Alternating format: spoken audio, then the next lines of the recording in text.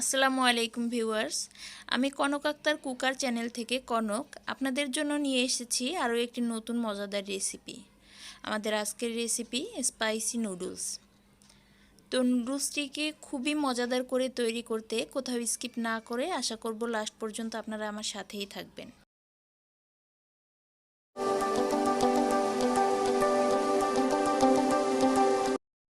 এজন্য প্রথমেই আমি 2টি ডিম ভেঙে নেব।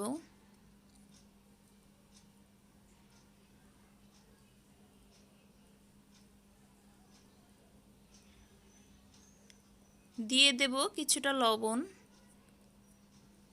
এবং ডিমটা ভালো করে ফেটিয়ে নেব যাতে লবণটা ডিমের সাথে খুব ভালোভাবে মিশে যায়। তো ফেটানো হয়ে গিয়েছে। এখন কড়াইয়ের মধ্যে আমি নিয়ে নেব কিছুটা সয়াবিন তেল, আপনারা পরিমাণ মতোই নেবেন।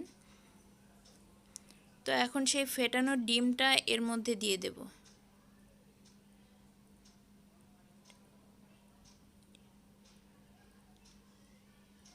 ডিমটার এক সাইড হয়ে গিয়েছে, তো এখন এই ডিমটাকে আমি একেবারে ছোট ছোট করে ভেঙে নেব।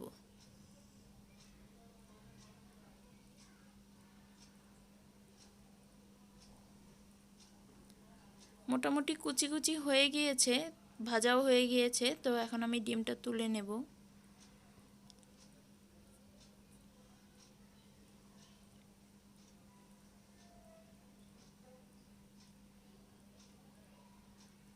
কড়াইতে পুনরায় আমি তেল দিয়ে দিচ্ছি।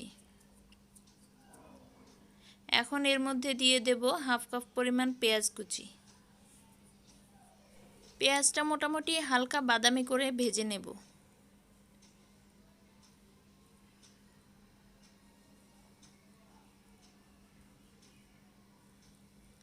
তো পেঁয়াজটা মোটামুটি ভাজা হয়ে এসেছে। এখন এর মধ্যে দিয়ে দেব কিছুটা গাজর। আমি এখানে 1.5 টেবিল চামচ পরিমাণ গাজর নিয়েছি। এখন এই গাজর সহ পেঁয়াজটাকে আরও 3-4 মিনিট ধরে ভাজবো। এখন এর মধ্যে দিয়ে দেব একটি টমেটো। টমেটোটা আমি একদম কুচি কুচি করে কেটে নিয়েছি। এটাও কিন্তু আমি খুব বেশি সময় নিয়ে ভাজবো না, 2 থেকে 3 মিনিট আরও ভাজবো যাতে টমেটোটা আস্তই থাকে। দিয়ে দেব কিছুটা লবণ। আমি কিন্তু পরে সয়া সস দেব, এই জন্য লবণটা পরিমাণে একটু কম দিয়েছি। তো এখন এর মধ্যে দিয়ে দেব 1.5 কাপ পরিমাণ পানি। তো পানিটা যখন ফুটতে শুরু করবে এরপরে কিন্তু আমি এর মধ্যে নুডলস দিয়ে দেব। আর আমি এজন্য নিয়ে নিয়েছি স্টিক নুডলস 1 প্যাকেট। আর এই মুহূর্তে চুলার আঁচটা থাকবে কিন্তু একদম লো।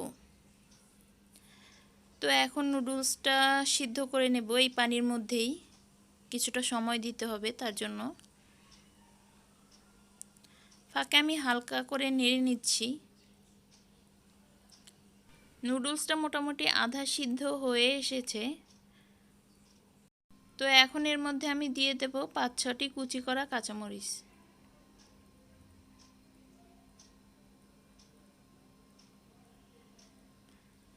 এখন দেব 3 চা চামচ পরিমাণ সয়া সস।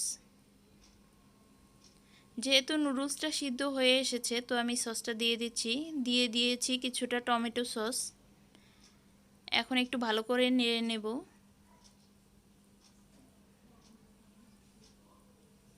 এর পর্যায়ে দিয়ে দেব আগে যে আমি ডিমগুলি ভেজে রেখেছিলাম সেগুলি। এর উপরে দিয়ে দেব নুডলসের একটি মশলা।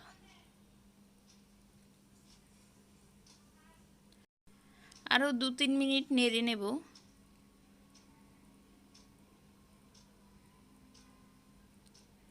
এবং লাস্ট এর মধ্যে আমরা আর 1 প্যাকেট নুডলসের মশলা দিয়ে দেব।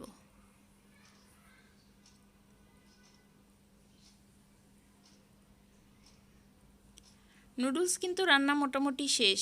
এখন জাস্ট 2-3 মিনিট আরও নেড়ে উঠিয়ে ফেলব। তো রান্না হয়ে গিয়েছে, বোঝাই যাচ্ছে। এখন তুলে নিচ্ছি। দেখুন উঠানোর পরে যখন একটু ঠান্ডা হয়েছে কালারটা কিন্তু অনেক সুন্দর হয়েছে, আপনারা দেখতেই পাচ্ছেন। তো রেসিপিটি আপনাদের কেমন লেগেছে সেটা কিন্তু আমাকে অবশ্যই কমেন্ট করে জানাবেন। ভালো লাগলে লাইক শেয়ার করবেন এবং প্লিজ সাবস্ক্রাইব করবেন। আজ এই পর্যন্তই। ধন্যবাদ সবাইকে। সবাই অনেক ভালো থাকবেন। আল্লাহ হাফেজ।